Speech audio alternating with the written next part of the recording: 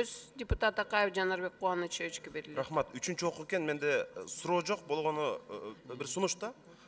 Мына азыр акыркы 10 күндүн ичинде эле Саламаттык сактоо министрлигине бир 5-6 жакшы бир гранттарды ратификация кылып бердик. Сиз азыр Мадем Мусаевич, мына 120 депутаттан сурасаңыз, ар биринде жок дегенде 10дон шайлоочусу кайрылган да.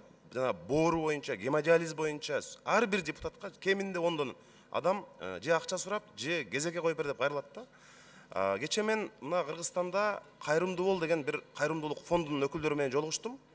Ошол кыргыздын жигиттери Азамат Байматов деген Индияга өздөрү барып, врачтар менен сүйлөшүп, Кыргызстанга келип биздин врачтарды окутуп бергиле, операция кылып бергиле, аябай көп адам кайрылып атат, көбү өтүп кетип атат, балдары жетим калып атат деп өздөрү Индияга барып, өздөрүнүн демилгеси менен ошол врачтар менен сүйлөшүүлөрдү жүргүзүп жүрүшөт.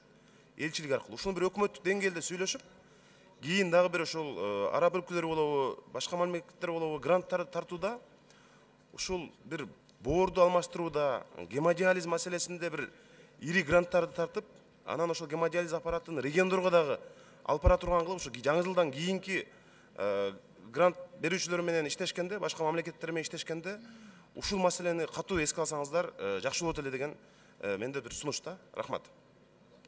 Рахмат, Мадем Мусаевич. Саламатсыздарбы, урматтуу депутаттар, урматтуу Асель Сөзбековна.